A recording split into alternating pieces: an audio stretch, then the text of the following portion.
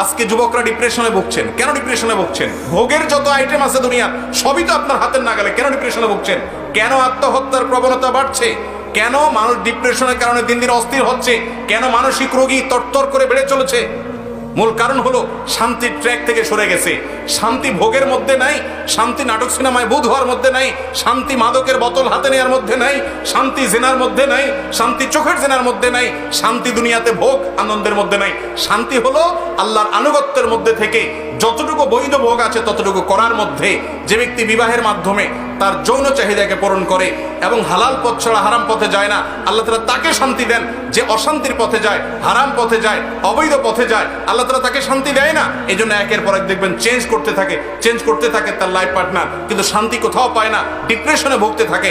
আল্লাহর কসম, এই দুনিয়াতে ভোগে আল্লাহ শান্তি রাখেন নাই, ত্যাগে শান্তি রেখেছেন, আল্লাহর নির্দেশ মানার মধ্যে শান্তি রেখেছেন। আলা বিযিকরিল্লাহি তাতমাইন্নুল কুলুব। যুবকরা শান্তি পাচ্ছেন না, ডিপ্রেশনে ভুগছেন, আল্লাহর ছায়াতলে আসেন।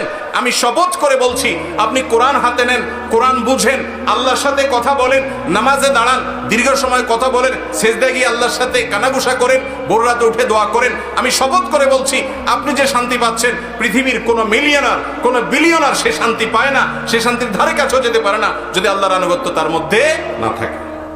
চেষ্টা করবো না ইনশাআল্লাহ? আল্লাহ তাআলা আমাদেরকে আমলের তৌফিক দান করুন।